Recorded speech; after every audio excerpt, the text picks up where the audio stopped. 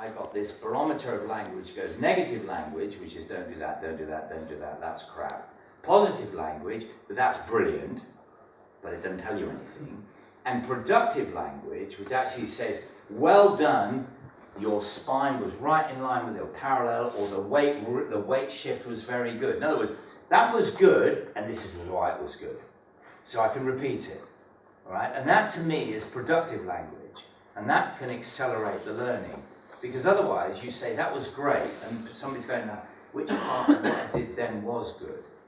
Because it doesn't necessarily follow, they can repeat it, all right? So, accept or reject behaviours. The other part of a behaviour model of coaching is that people, if you accept type and you look at a behaviour change in somebody, a behaviour change is consistent, consistent, consistent. If you think about smoking, if you want to give up smoking, you can't give up smoking every Tuesday. If you think about it, it just doesn't work. And sometimes we coach like that. Whereas if you actually say, this is the way we do it, we're going to keep doing it, we're going to keep doing it, and we're going to keep doing it, then you can start changing type. Because I don't accept the fact that a player is that type of player. At this point in time, these are his tendencies, I'll agree. But you can change that if you are consistent. If you can change a dolphin's behaviour that potentially can kill you, works underwater, right, and doesn't speak English, you can change somebody that speaks English and understands you. To me, it's a no-brainer when you look at it like that, okay? So, accepting type, therefore change type. Okay. The next bit, I want to talk about the actual behaviour matching, which is the sort of title, and actually what it actually means, all right? So I came up with this, what is the behaviour of a golfer in a tournament? What's the behaviour of a golfer in a tournament? Well, it's hitting a shot, having a bit of a chat, a walk, hitting another shot. It's just completely different place, different club, different distance, then stopping, having another walk, bit of a chat, going up, hopefully putting, right, and maybe 1 or 2 attempts to get the ball in the hole. Stop, bit of a chat, wander up to the tee, hit the next one. That is actually the behaviour. If you were from Mars and you looked at the golfer, that would be it, okay? A soccer player runs round and round and round and round and round for 90 minutes and then kicks a ball now and again. That's the behaviour, right? Just looking at the behaviour. So my challenge is, how can I get the behaviour in practice to match the behaviour in a match? Because if you think about it, if you have one behaviour for training and one behaviour for a match, you've got to be schizophrenic to play the game, haven't you? Just think, I don't know anything about sport. I'm just trying to make the observation, right? It doesn't make sense to me. It seems to me to make sense. Rehearse the behaviour that you want to reproduce in the match. Now, to me, that makes more sense. Okay? So, that in mind, I then said, well, how am I going to quantify? And I came up with this. This, it sounds really flashy, but it's you know, I love academia because it's big words, all jumbled up.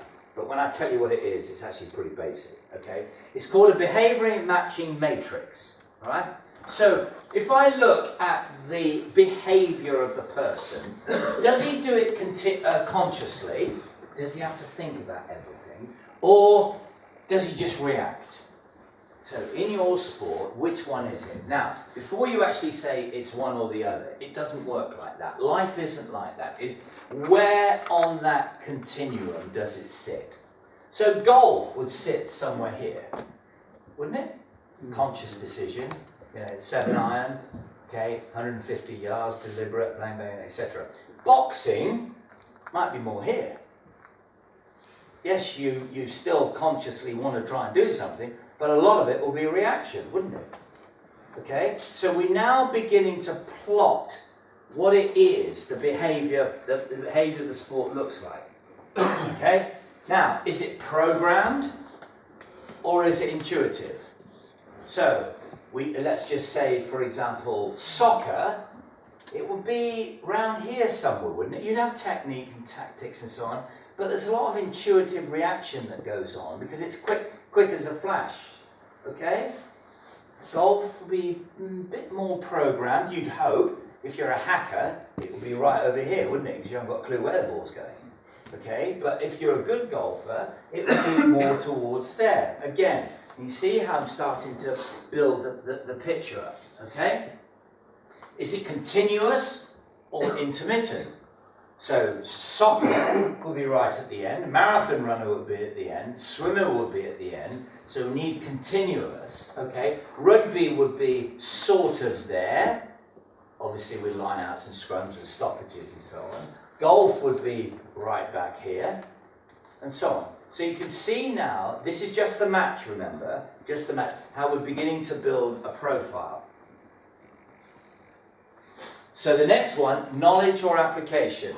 Now this is where sports science needs to keep itself in check in some areas because sometimes too much knowledge can jam the paralysis of analysis. There are things in golf, for example, a thing called TrackMan that can give you every piece of data you want to know.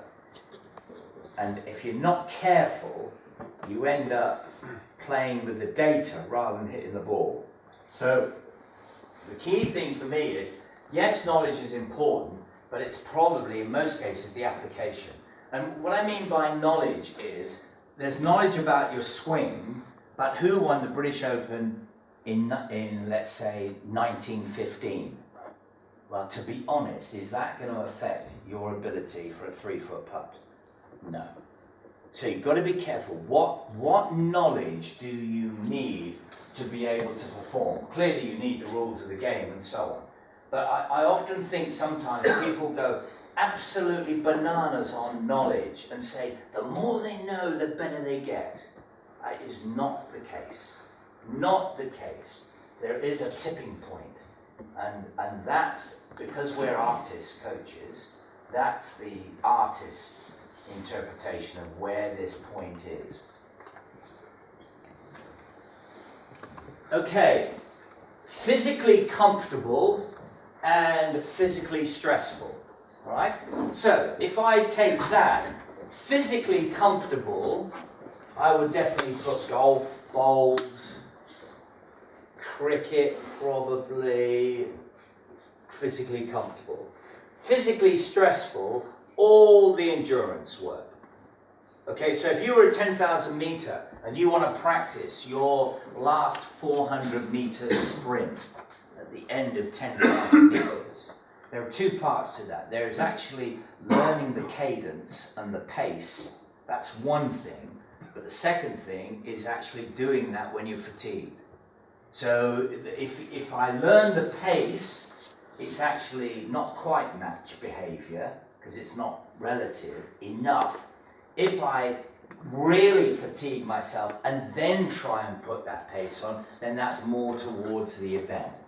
Does everybody understand what I'm getting at? I'm going to talk about how you can move towards match with your practice in a second or two, okay? So physically stressful, there's some areas, like for example, I still don't know why in rugby preparation, why we don't every now and again do the skills at the end of the session when everybody's hanging.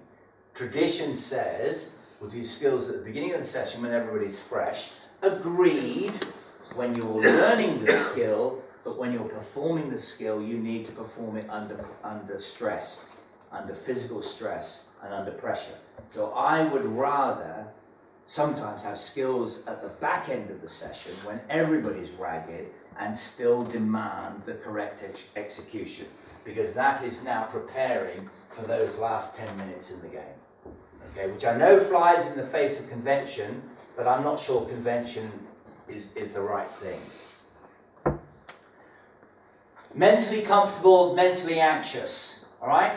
A lot of sports that are reactive are mentally comfortable. Goal kicking when you've got time to miss and think about it. Anxious. Golf, anxious. You've got a lot of time. Penalty shootout in soccer, anxious.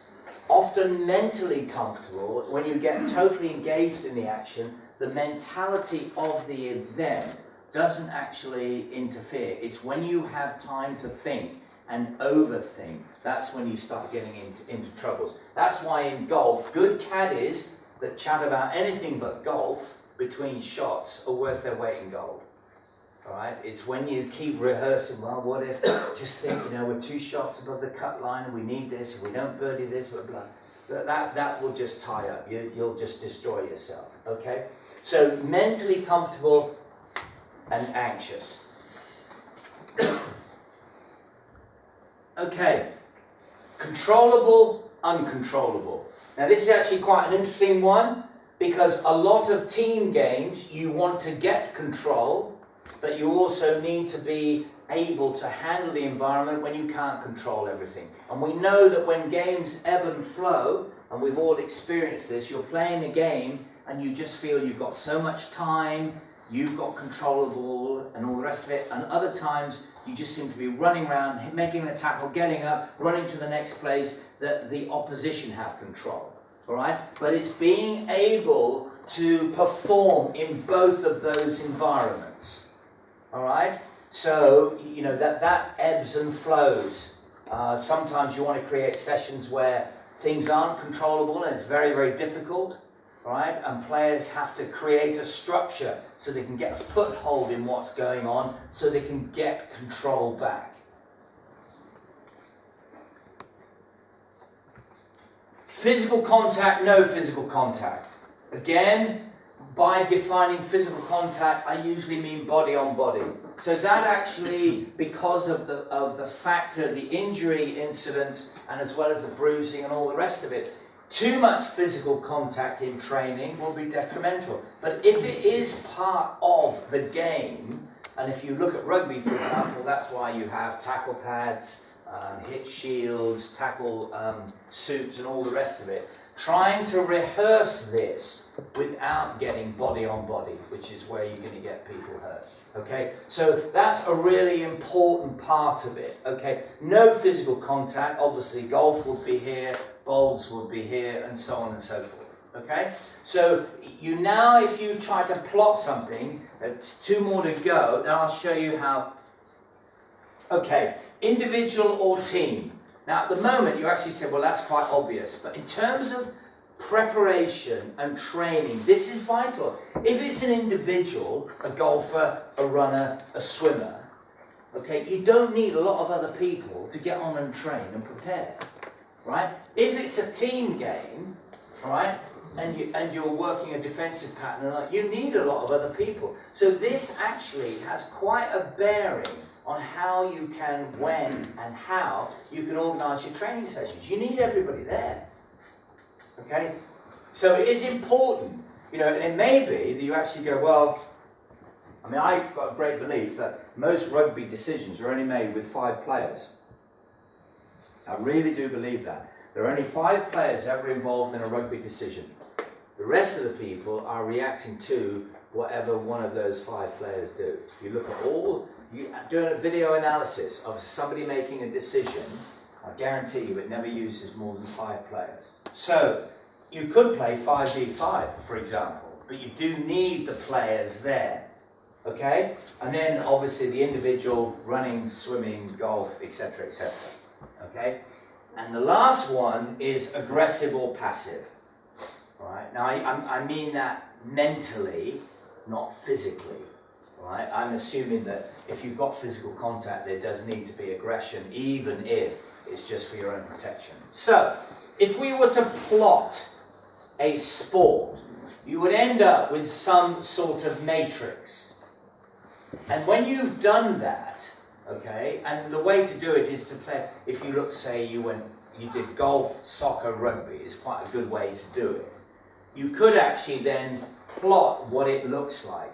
And that gives you a profile of what the behaviour is. So, if I look, let's just take a rugby forward, for example, okay? First of all, conscious or reactive. It's probably about in the middle, isn't it? Think about it. In the line-outs, conscious decision, there's a line-out call and so on. But reactive, yes, because if we haven't got the ball, I'm in the defensive line, I have to react.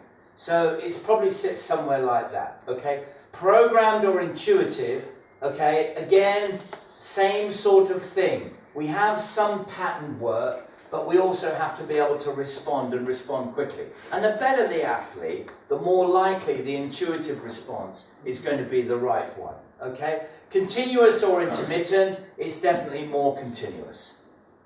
All right, okay? Knowledge application, to be honest, you know, you don't need to know the history of the game to play it, right? So it's actually about application.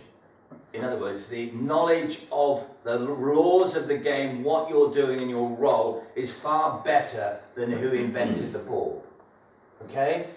Physically stressful, physically comfortable, it's stressful. You know, most of the time, people are under some sort of stress. Mentally comfortable, anxious, I actually think it probably sits somewhere there. A rugby forward, okay? All right? Controllable, uncontrollable, sits in the middle. If you're winning, it tends to be at that end. If you're not in control, you tend to be what we call chasing the game. So you then are uncontrollable. You're just reacting. You cannot control what's going on. Physical contact, massive. Judo, massive. Okay? Individual, team, definitely team. Particularly in forwards.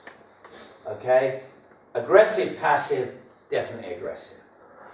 So if you had that pattern, and then you said, right, we're going to do this practice now, it's a good checklist to see how much it actually matches the behaviour that you want in a game. Because my question is, if in a week's cycle of training, given there might be a weekly game, my question always is, how many times during the week did the player exhibit match behaviour? Because if he did, he or she is rehearsing for the game. If he didn't, then the behaviour that you want in the match has to be different from the ones than anything you've done in practice. It makes no sense. As a behaviour model, it doesn't make sense. Now, it's not as absolute as that, but it can be. So, I want to now throw something else in this, all right? And then I'm going to come back to that. So just remember that profile just for a second. Okay. So, types of training and practice, okay? So we've done the behaviour matching, that's the grid. Okay, that's what it looks like when we play the game. Now, types of training and practice. Now, a lot of people go, I'm going training tonight. And the coaches say, right, we've got people we're training tonight. And I often say, just to be a ship, basically. Are you training or are you practicing? Oh, don't be a smart ass. I said, no, I'm being dead serious. Are you training or are you practicing? And they'll go, oh, well, it's a training session, Dave, don't mess around. Okay? And I said, well, I'm just asking. Okay? Because this is it. Okay.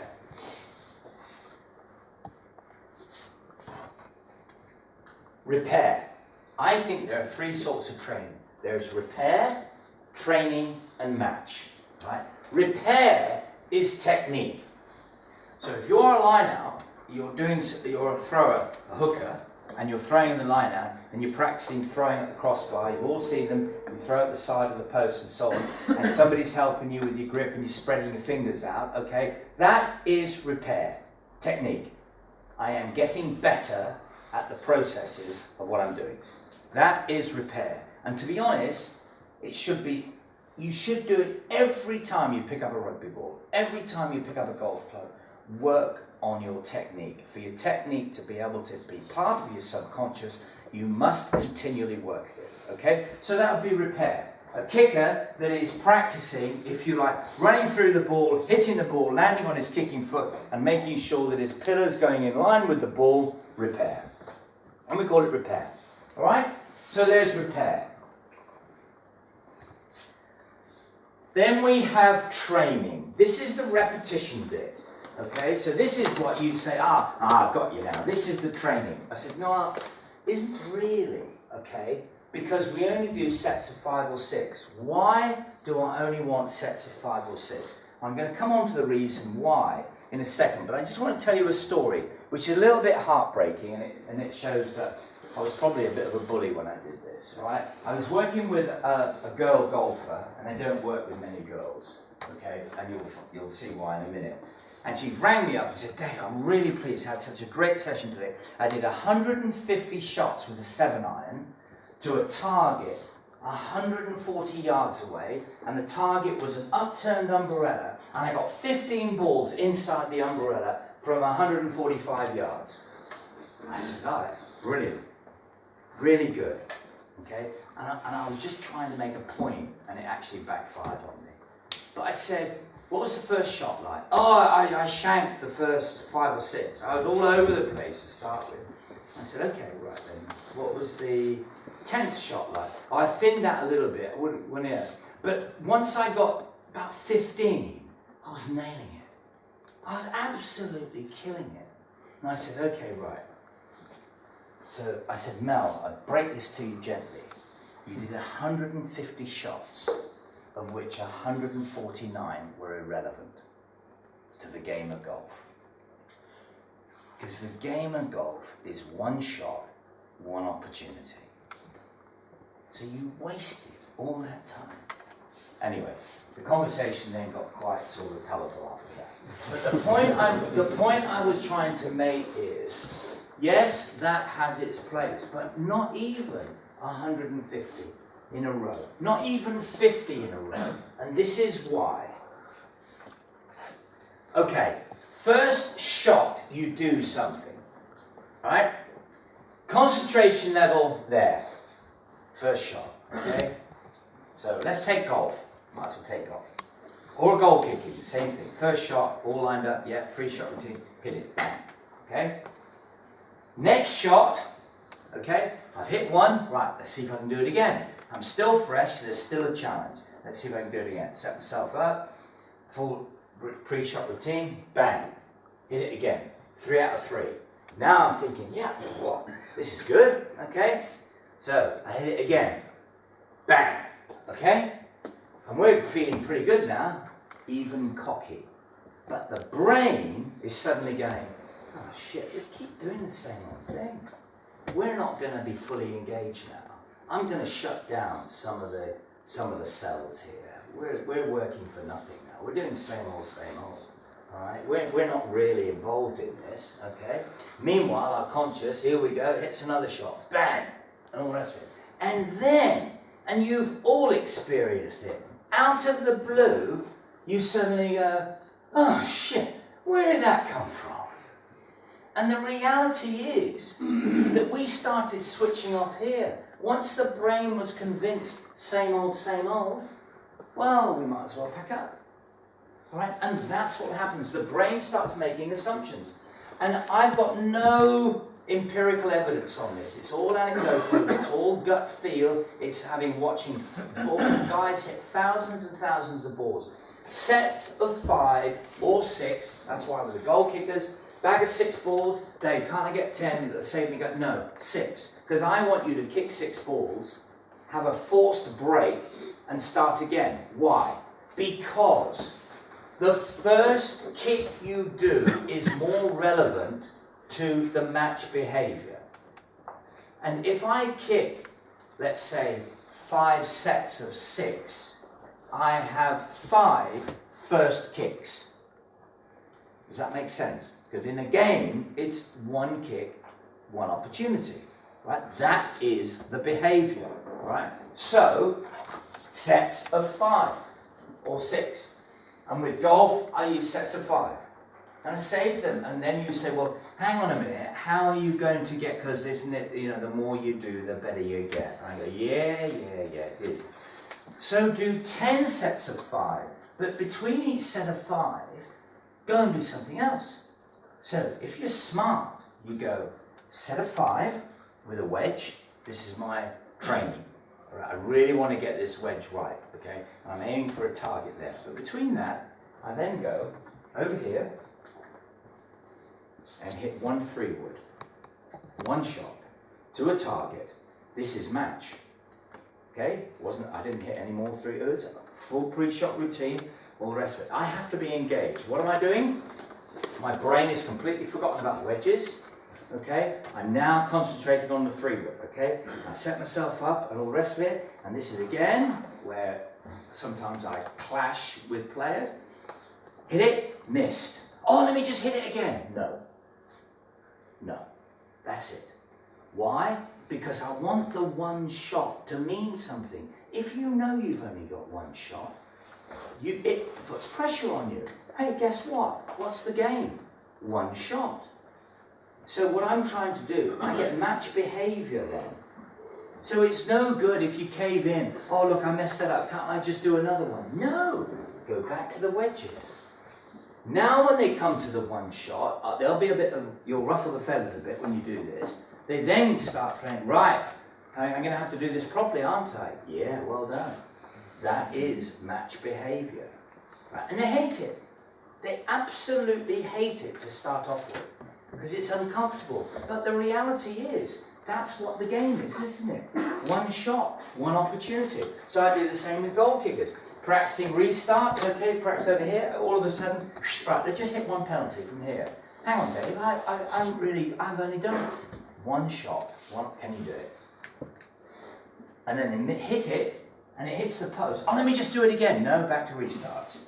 And then with rugby players, it's much more colourful language. Some of the things are biologically impossible. But it's still hold on to match behaviour. Because then when I go, right, now 1 shot, they know it's 1 shot. Guess what? The intensity, the commitment and everything else goes up tenfold once you get over that blarney bit, oh, it's only practice. Because if it's only practice, the behaviour is irrelevant to the match. Does that make sense? Do you see what I'm getting at? It makes no sense to me. You're exhibiting a behaviour that's irrelevant. In your opinion, would you say for free takers, like in rugby, the boys taking penalties and other sports taking spot kicks and things, that to mimic games or pressure in games, would you say to have them just practicing shots in general from different angles and bring them over for 1 free, 1 chance? Yeah, absolutely. Yeah. And also, even within a training session, just suddenly stop it and say, right, 1 shot. Don't give them warning. Because the more first shots you get, the more relevant it is to the match behaviour. Okay? Would that be similar, say, a goalkeeper where it's not the exact same kind of pressure situation? Would you work more on technique with the goalkeeper? Because there is a kind of a greater degree for... In terms of their kicking or in terms of their involvement in the game? Yeah, or striking as a hurling goalkeeper. Well, I'd mix it up.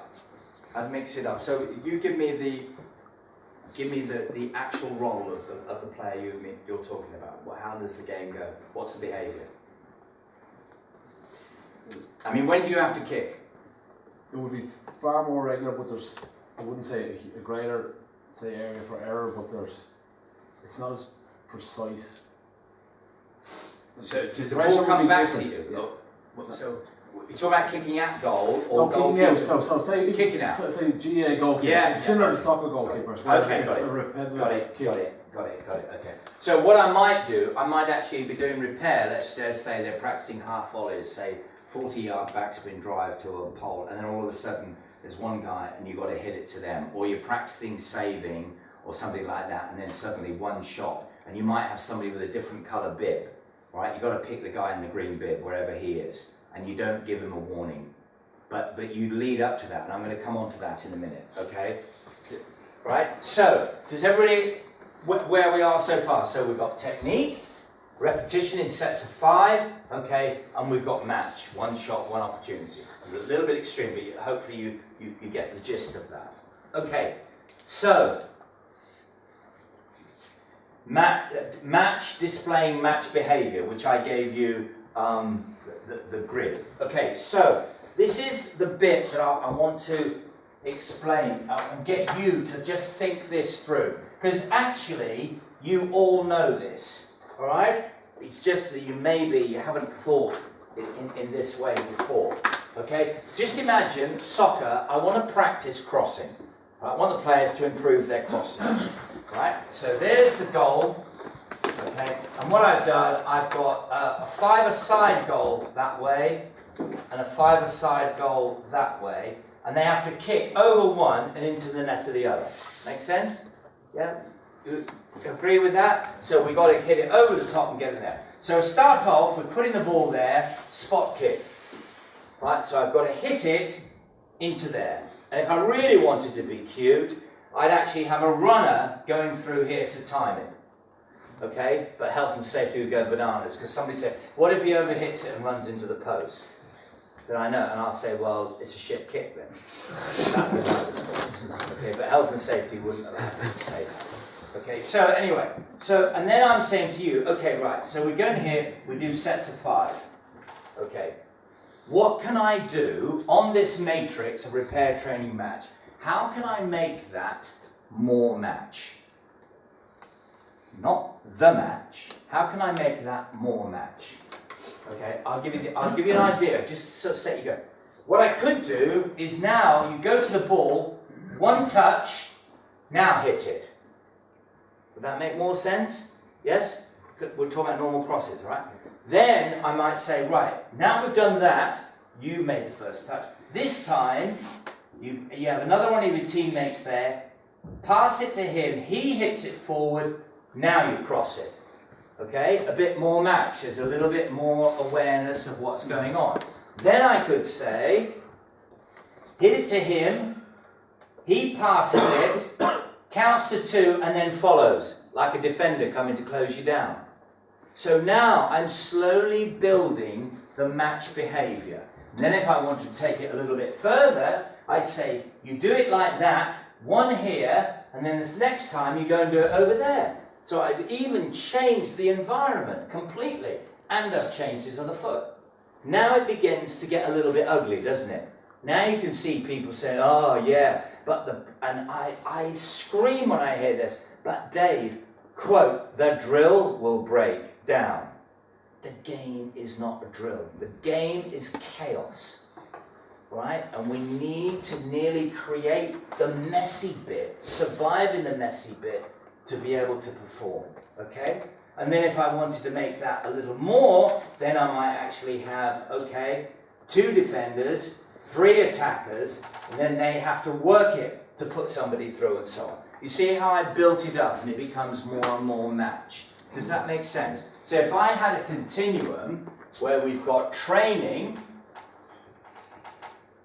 which is this bit, the first bit, just dead ball hitting, right? Then one touch takes me a bit further, wall pass a bit further, wall pass with defender a bit further. And if I kept on going, I could actually get to a match. Does that make sense? Can you see what I mean? So I'm making the session, if you like, more ugly. Because that's the game. Because I'm looking for that one opportunity every 2 or 3 minutes. The ball's put away, got a defender chasing me, got a split second to get the cross in. Split second to get the cross in, and I've got split second to get the cross in to hit the target. Right? Does that make sense? Can you see where I'm going? So if I did the training bit with the golf, it would be, training, reps, match with the 3-wood, for example. Okay? So, I now want to add one other bit, which is, it is an important part of this, okay? When it gets towards here, it gets messy. And we have that horrible thing called failure, the drill breaks down and all of that stuff. I just want to show you something about energy and learning, which comes back to the point I made of the little lads at Bond University, okay? Let me just show you a little diagram here, okay? So, this is This is energy, okay? Mental energy. So this is energy required, okay? And this here is energy spent. This is brain energy, okay? Our comfort zone is here. And our brain, the easiest way to think of it is that our brain is essentially cautious and lazy. If it doesn't have to do anything, all right, it won't. All right? And the irony of it is that to learn, we need to be up here. This is the ugly zone. All right? That's the energy required, and we need to spend that amount of energy. But actually, we're here most of the time. Right? So how do we get the person or the brain to do that? Well, if you go back to our 3, 4, 5-year-old kid, and you tell them, "What, you're going to go out and play football with Tom today?" "Oh, great, that's going to be awesome." And they get excited. Right? You see that, don't you? They can't wait. Okay? So, if we get excited, we spend energy. If there's vibe and your self-esteem's intact, you're prepared to do that. Right? If there is no fear of failure, we don't mind spending energy. If there's no fear of failure. The sad thing is that because we're a human race and we've lasted so long, naturally our brain is cautious. Our brain does not like risks. When we get up here, there's a thing called dopamine that's released. This is the bit that starts to make the connections to get you to learn something new. Why is it youngsters learn more than adults? Well, I'll tell you why. Because an adult has got self-esteem which he doesn't want to be dented. So I am not going to do anything I can't do. I remember seeing a Western, and there was a quote there that should have been across every civil service office. Never do anything that's never been done before, and always put it off till tomorrow. I just think, no wonder, that's convention personified. So, I fear failure. The way to not fail is not do it. I'll never fail, because I'm never going to do it. Right? This is what people do. Subconsciously, what will my friends do? Say, if I fail, I'll be, quote, sort of adolescent, I'll be shown up. Right? I don't like that. My self-esteem will be dented. Okay? So all of those pressures keep us in here. And I'm trying to get excited, and if you like, youthful abundance, all the rest of it, high self-esteem, so we get to there. So when we start doing an ugly practice that breaks down, all right, what should be your reaction? Our reaction to keep going and to get into this area here. In other words, can I cross the ball with a defender closing me down, and the ball has been hit a little bit too far away and I can't quite get my body weight across, but I still have to get it across, and I'm going to fall over and I'm probably going to get clattered as soon as I've got rid of the ball. If I want to keep going in there, all right, we've got to get rid of all of this and do this. So what do? You praise effort and commitment before outcome. Because if you do that, all right, we get the green arrows. If we look at outcome on its own, we get the black arrows. Okay? Effort and commitment is a prerequisite to success. If you praise that and make a massive song and dance, mate, I know you didn't get the cross in, but shit, you bust your ass getting back down there. That was fantastic. So is he going to do it again after that? Or am I going to say, you messed up? Oh, I messed up, I don't want to do it again. Okay, here's another one, all right? Okay, and I've actually seen this in a Premiership club, all right? Guy had the ball, and he was attacking, and he got on the edge of the penalty area, right? And instead of pushing the ball on the outside, like he was supposed to do, go to the touchline, and then hit the ball across, he went on the inside, right? And he lost the ball. and the opposition went right down to the far touchline. I mean, the guy just sprinted 80 yards. The guy that was beaten got up, went all the way back, sort of corner flag, tackling. As their bloke was trying to cross, he slid him, hit him, straight into touch. So he went the big side of the triangle, okay, sprinted 75 yards after a massive run going that way. So it was like 2 shuttles. And all the manager did in the change room at half-time was bollock him for losing the ball. I'm just thinking, no wonder people switch off. I mean, he called him all sorts of things. Losing the ball, how many times I've told you to get on the outside, you faggot, blah, blah, blah, blah. And I'm actually thinking, what an idiot. I would have said, okay, fair play, you lost the ball, but jeepers, what an effort. I would have made a song and dance about it. You got all the way back there, you out-sprinted him, you actually beat the other defenders that should have been there. That is the commitment we need to win this game. So in the second half, what are the players going to do? Are they going to commit, because that's what I praise, or are they going to be, shit, I better not make a mistake? Right? And it, honestly, you've got no idea what it does to the brain subconsciously. We want the green arrows.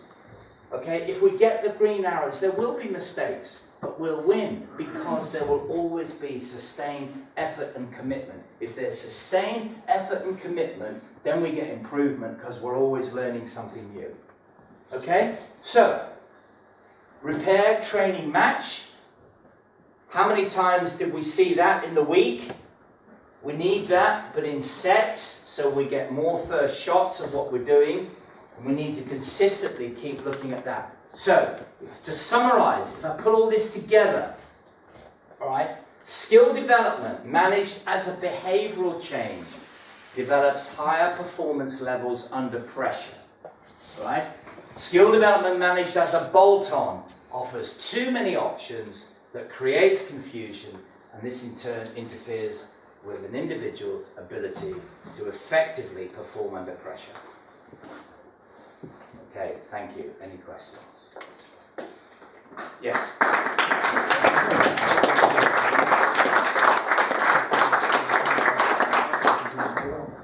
Do you expect to see a progression from repair to training to match throughout an athlete's career and then throughout the preparation to get close towards competition? Absolutely. There is, now that's a really interesting one, because I think this is where I agree with Eddie Jones, and this is what Eddie Jones did with Japan. He went, buddied up with a Dutch psychologist that also had done the same sort of stuff that I'd worked out. Okay, it's really interesting. If the brain is continually challenged, and I mean daily, all right, it's more alert. If the brain has same old, it switches off. So the notion that test week is precious, we only do what we always do, actually blunts the brain's responsiveness and alertness. And the more I think about it, the more we have this culture of hanging on to, oh, well, convention, yeah, but you know, the forwards they love doing the line outs, and change things up. Don't let the brain settle. If the brain settles, it goes, same old. The only way it gets jolted out is if you're suddenly 6 points down. And you notice that sometimes people need a kick to get going. I mean, you know, that happens. If the brain is continually alert, I would change the warm-up regularly. Now, people say, okay, yeah, but that'll make them a bit uncomfortable. Well, bloody hell, what's the game? The game is uncomfortable, unpredictable. How can you have a behaviour which is same old, predictable, patterned program, and then go into a dynamic, unpredictable environment? It makes no sense whatsoever. Now, I'm not saying throw the whole lot out and start again, but I'm just saying keep tweaking things, keep changing things. Don't let people go through, here we go again, on the back, boom. 5 yards back, okay, on the back, boom. And then you're screaming at them, come on, let's have some commitment. So they go, grrr, boom. I've seen it. I've seen week in, week out, it happens. Change it. Okay? I don't know if you saw, when the All Blacks played the Springboks in the semi-final of this year's World Cup, and they didn't expect it, and I thought it was a brilliant masterstroke, Hansen, okay? It started to rain in the second half, right? What did they do? The All Blacks went out and practiced passing grid in the rain at half-time. So they came out 3 minutes early, and they did nothing but throw long passes to each other in the rain. Because that was the expectation. Right? And I just thought, smart cookie. They'd never done that before. Suddenly, oh! And that, it just gave them that mental step up, rather than same old, same old. Do you see what I mean? And the problem that you have is when there's a lot of player power, a lot of initiative, people don't like this. But you ask an SA officer, special services, he said, I love this, because this keeps me alive.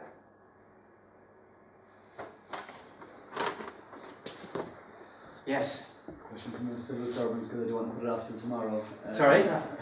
Question from a civil servant, because I don't want to put it off till tomorrow. Yes. Where do you stand on video analysis mistakes? Of mistakes? Yeah. As long as it's put with a video showing of what's good as well. I think video analysis, you know, the video horror movies, which everybody jokes about, I don't accept. Where's the behaviour matching? Where's what's good? Remember, reinforce what you want to repeat and ignore what you don't. Now, if the analysis is, okay, you need to do this to be more effective, I'm with that. But every time you show something that you want to change, so show something that was good. Look at the way our backs hit the ball on that move. Do you see what I mean? Now look at this time when the ball hit the backs and we were stopping and we weren't quite coming onto the ball. Okay? Now have a look at them when it goes well and the ball's in front and they hit them. Give them absolute, confirmation. This is the way we behave. Okay? Not just don't do this, don't do this, don't do this. Okay?